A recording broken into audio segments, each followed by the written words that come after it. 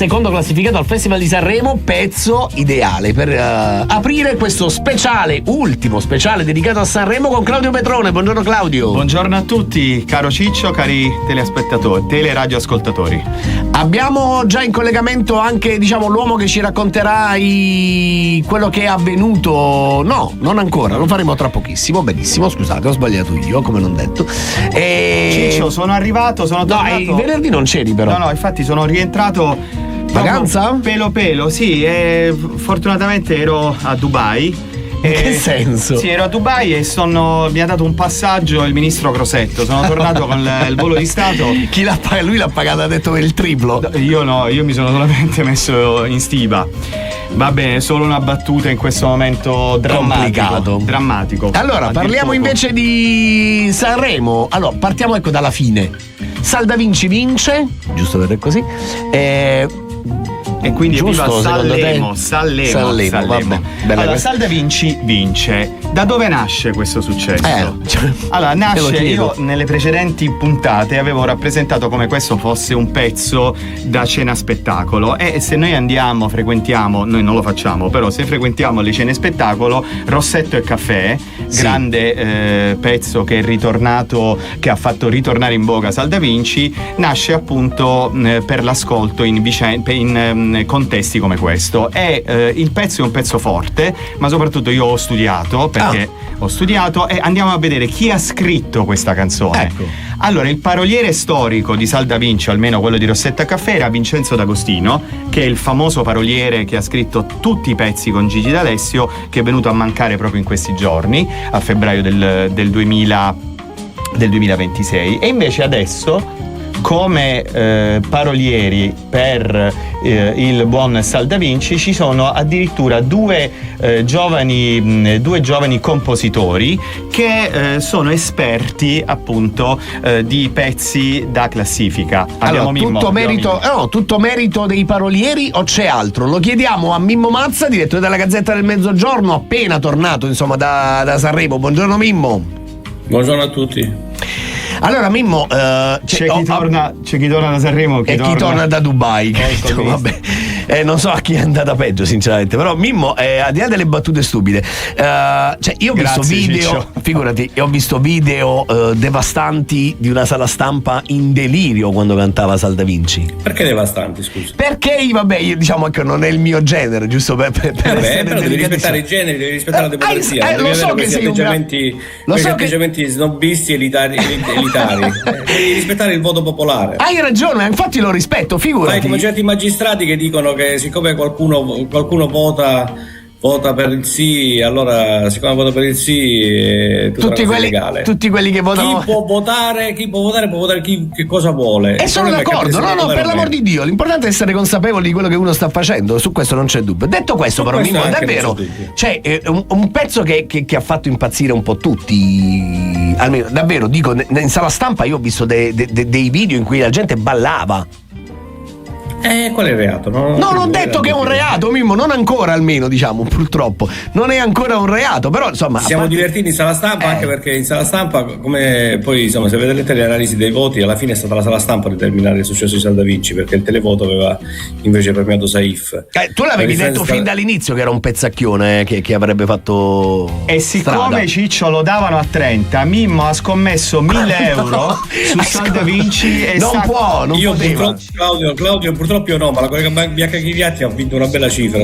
Davvero? Sì, ha scommesso 1.000 euro, allora era Bianca, sì. 30.000 euro Bianca, no scherzo. Ma aspetta, dobbiamo tra l'altro offrirle una cena noi a Bianca, abbiamo promesso per tutte le volte che l'abbiamo. A questo punto la paga lei. A questo punto ce la paga lei, va bene. Detto questo, al di là di tutto, Mimmo, vittoria, insomma, mi sembra di capire, al di là delle battute, particolarmente meritata quella di Sal Da Vinci. Senti, secondo me alla fine è meritata per la carriera che ha fatto, perché è una carriera molto umile, ha doti canore eccezionali, perché Claudio su questo devo concordare anche. Però io vi garantisco che ha doti canore straordinarie. Chi può si vede il concerto che ha fatto a Napoli a Piazza del Plebiscito sull'app Infinity, e si renderà conto che anche, al di là delle sue canzoni, quando canta anche le canzoni degli altri, è molto molto bravo, ha doti canore di assoluto livello. Poi ha una storia personale bella, un uomo che si è fatto da solo, quindi insomma secondo me in un clima in cui abbiamo aperto l'ultima serata del Festival di Sanremo con le bombe che piovevano nel Medio Oriente, una canzone leggera che faceva ballare tutti era un'ottima medicina un ottimo diversivo, mettiamolo così, rispetto a quello che stava accadendo. Ma poi Mimmo, poi a un certo punto in sala stampa, il retroscena che vi svelo è che in sala stampa, quando si è trattato poi di votare alla fine, dare gli ultimi voti, è partito il partito del Nord che in massa voleva spingere i colleghi a votare per Fedez e Masini. Allora va bene. Il partito del Sud, modestamente capitanato da me, si è mobilitato per votare Salva Vinci. Ma poi Mimmo, siamo riusciti. Si dice da sempre che la canzone che vince Sanremo è quella che canta il fornaio la domenica mattina e il lunedì mattina. Io credo che tutti è vero. Da domenica, da sabato sera stiamo cantando, c'è entrata in testa la canzone di Salva Vinci, anche Mimmo come dici tu, con la storia che c'è dietro Salva Vinci, perché è una storia fatta di cadute, di risalite. Non è che ci dobbiamo emozionare solo quando esiste il sogno americano, è esistito anche il sogno italiano di Salva Vinci, sogno meridionale a questo punto, sogno meridionale, sogno italiano, cerchiamo di non essere divisivi. Però guarda che quello che ti ha detto il direttore poco fa era un'altra roba, Claudio. Allora facciamo così, aspetta. Mimmo, ti possiamo rubare altri 5 minuti? Sì, certo. E allora diamo un attimo di pubblicità e quando torniamo proviamo a capire anche tutto il resto che c'è stato e non solo Salva Vinci, perché Sanremo anche perché Ciccio ha imparato il balletto e ci farà vedere il balletto di Salva Vinci. Ne dubito. Restate con noi però. Ultimo spazio dedicato allo speciale Sanremo con Claudio Petrone. Ciao a tutti di nuovo. Allora, Ciccio e Mimmo Mazza. Sì, direttore, Mimmo, ci sei ancora? Eccomi. Eccolo. Mimmo, senti i prodromi della primavera. Ormai la primavera è alle porte. Io me ne sono accorto stamattina, Mimmo, venendo in trasmissione, perché ho notato che Ciccio Casula ha cambiato mezzo di locomozione. Infatti la primavera, se Michael ci manda il contributo, vedete, Ciccio è venuto in moto stamattina e quindi ha parcheggiato accanto alla radio, quindi ha abbandonato. Era un po' che non parlavamo della famiglia Casula, e quindi è venuto con la sua bella motoretta. No, la verità è che non sono venuto con la moto mia sponte, la verità è che non ho trovato la chiave della macchina condominiale stamattina, ma di questo ne parleremo un'altra volta. Ma questo sarà oggetto di altro. Allora, tornando a Sanremo, Mimmo, facevo notare a Ciccio come tra gli autori di questa canzone, non solo come paroliere ma anche come musica, abbiamo due soggetti che si chiamano Alessandro Lacava e Federica Abate. Federica Abate e Alessandro Lacava, Mimmo e Ciccio, sono due autori che spaziano dal rap al neomelodico, da Salmo e Mischilla ai Bundabash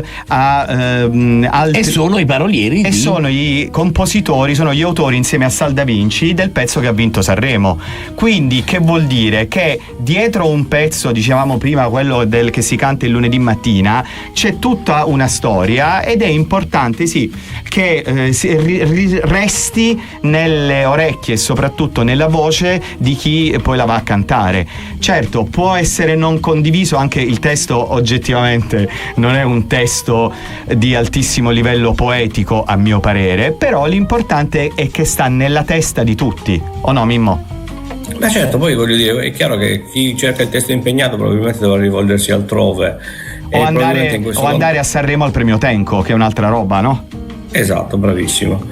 Sanremo è il festival della canzone italiana e secondo me in questa fase c'era chi diceva che non eravamo pronti alla vincita di un neomelodico, invece siamo stati pronti. Io poi voglio fare un piccolo inciso su Napoli, perché Napoli, ridendo e scherzando, ha vinto il campionato di calcio, ha vinto il festival di Sanremo, è una città che si sta riscattando davvero, sta riscattando una parte del sud che invece era bollata con altre definizioni e altri motivi, quindi secondo me è anche un progetto e un laboratorio interessante da questo punto di vista.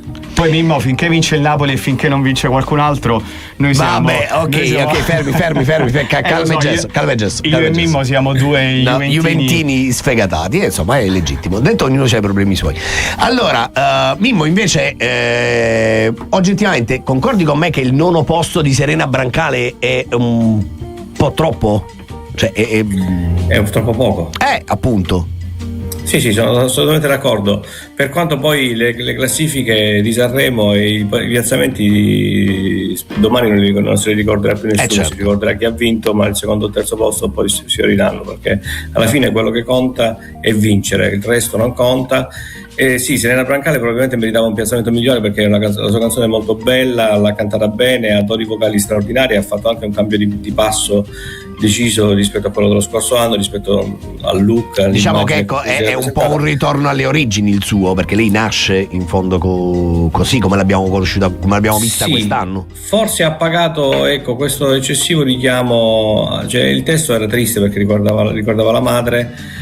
Diciamo che non era un festival di Sanremo dato a questo tipo di musica, di canzoni, perché permettetemi di dire che anche la canzone di Ermal era molto molto bella. No, Stella Stellina credo che insomma Stella Stellina era bellissima, il richiamo ai bambini di Gaza straordinario. Ermal è una bellissima persona, ha portato questo ritmo balcanico di cui goderemo poi in occasione della notte della Taranta. Lui sarà maestro concertatore, giusto? Sì. Mimmo? Sì, giustissimo. Okay. E quindi da questo punto di vista c'erano anche altre canzoni più impegnate, però non era questa l'aria. Claudio, il tuo giudizio finale su questo Sanremo?